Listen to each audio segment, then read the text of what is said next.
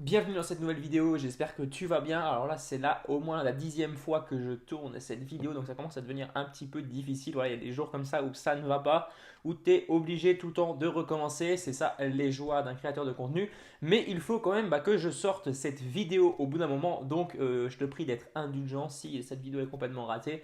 Voilà, il y a des jours où c'est compliqué, il n'y a rien qui va. Mais je vais quand même essayer de te donner des informations par rapport au multitâche, puisque c'est vraiment le sujet de cette vidéo. Je vais te donner les grands points principaux qui vont te dissuader de faire du multitâche et surtout même t'empêcher de faire du multitâche, parce que si tu comprends bien ces points, tu verras qu'en fait le multitâche, au lieu d'être quelque chose de productif, c'est quelque chose d'ultra contre-productif. Donc la première chose qu'il faut que tu saches lorsque tu fais du multitâche, donc quand tu es en train par exemple d'écrire un article sur ton ordinateur, donc un article de blog, et que tu es en train de répondre à tes mails en même temps, eh bien c'est faux en fait, tu ne fais pas ces deux choses en même temps. Tu permutes d'une chose à une autre. En gros, tu es un moment concentré sur ton article et l'autre moment, tu es concentré sur ta réponse aux emails. Donc ça, c'est vraiment quelque chose qu'il faut que tu comprennes. Tu vois, là, je suis en train de tourner une vidéo, je tourne cette vidéo. Je ne suis pas en train de regarder un message, je ne suis pas en train de peut-être préparer le plan de ma prochaine vidéo. Non, je tourne une vidéo.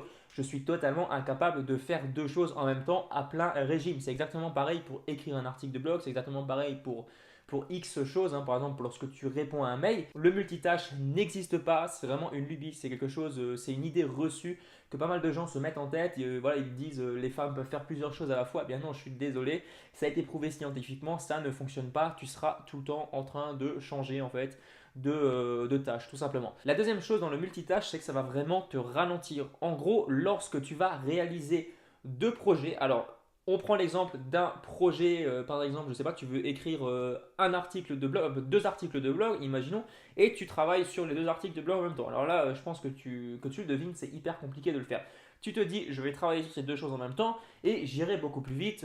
Ces deux articles vont être finis beaucoup plus rapidement. Eh bien non, ça a été prouvé scientifiquement. Des personnes qui réalisaient deux choses en même temps ont pris beaucoup plus de temps à terminer ces deux choses que des personnes qui, par exemple, auraient réalisé chaque tâche l'une après l'autre. Donc d'abord ton premier article et ensuite ton deuxième article. Donc ça, c'est un exemple hein, juste pour t'illustrer comment ça fonctionne. Le deuxième exemple, c'est tout simplement une étude scientifique, donc une étude de l'Utah qui a défini qu'en fait un conducteur de bus, alors elle a pris un conducteur de bus comme ça au hasard et elle en a pris un deuxième. Donc le premier conducteur de bus a roulé tout simplement vers sa destination comme un conducteur normal et le deuxième conducteur de bus a roulé vers sa destination tout en étant au téléphone, donc tout en répondant peut-être à des textos, en appelant.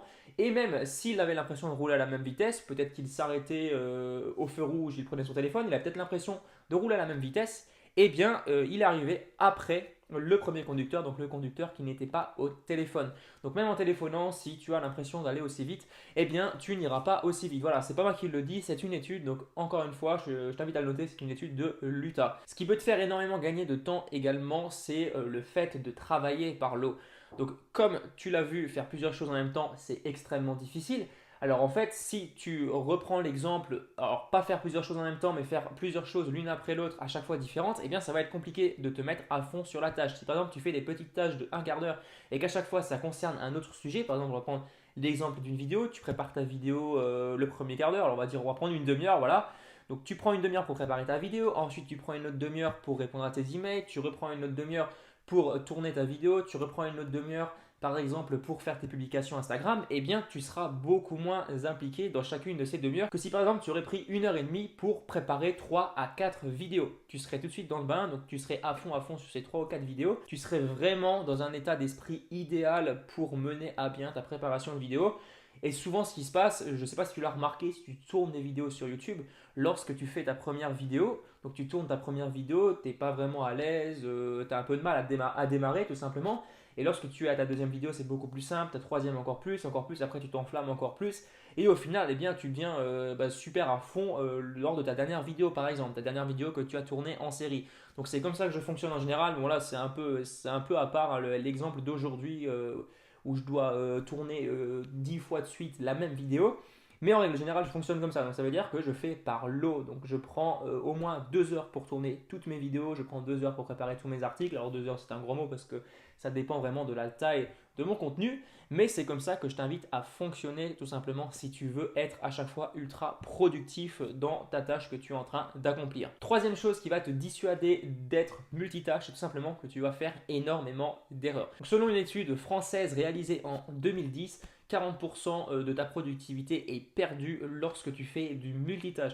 Donc tu vas faire plein d'erreurs. Donc ça veut dire que lorsque tu vas préparer ta vidéo, tu vas répondre à tes mails en même temps. Alors tu vas faire une erreur dans ton mail et au final tu devras repasser sur ton mail pour le corriger parce que tu auras fait plein d'erreurs. Tu vas refaire exactement la même chose pour ta préparation de ta vidéo YouTube parce que tu n'auras pas été à fond sur ta préparation de vidéo YouTube et tu vas à chaque fois repasser parce que tu auras fait des erreurs qui auraient largement pu être évitées si tu étais concentré à fond sur une tâche en particulier. Donc ça c'est important, hein, tu fais énormément d'erreurs et en plus de ça tu risques même de faire des erreurs au bout d'un moment qui ne vont pas être aperçues. Et si par exemple dans un email, par exemple que tu envoies à quelqu'un, tu fais une grosse erreur, ça peut être vraiment compromettant.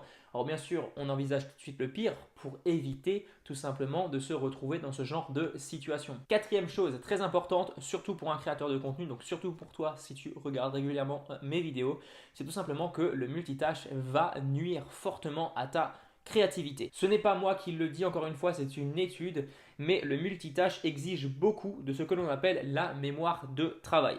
Donc lorsque cette mémoire de travail, donc ça c'est pas moi qui le dis, c'est une étude encore une fois, donc je te cite juste ce que j'ai retenu de cette étude.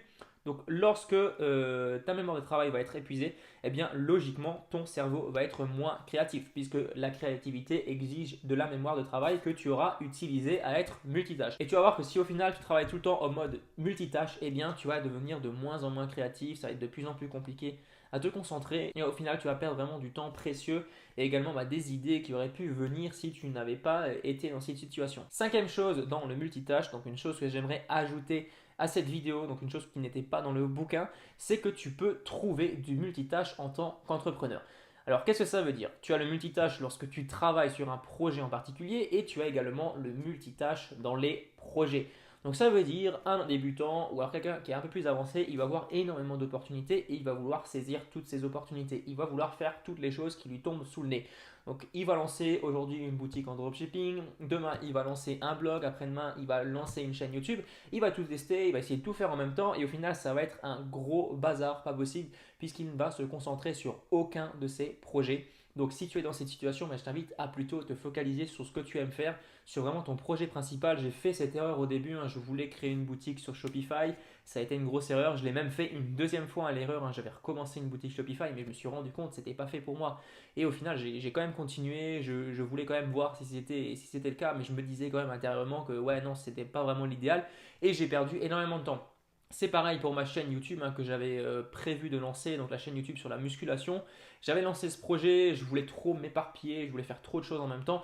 Et au final, tu perds un temps précieux, tu veux faire plein de choses. Certes, il y a énormément d'opportunités, il y a plein de thématiques où ça fonctionne, mais tu ne peux pas prendre toutes les thématiques, c'est pas possible. Tu ne peux pas prendre tous les business qui existent. Il faut au bout d'un moment que tu te concentres sur un en particulier et que tu te donnes à fond sur celui qui te plaît le plus. Donc voilà pour ces quelques petits conseils. Voilà en quoi le multitâche va tout simplement nuire à ta productivité, va nuire également à ta créativité et peut-être même va nuire au bon fonctionnement de ta future entreprise.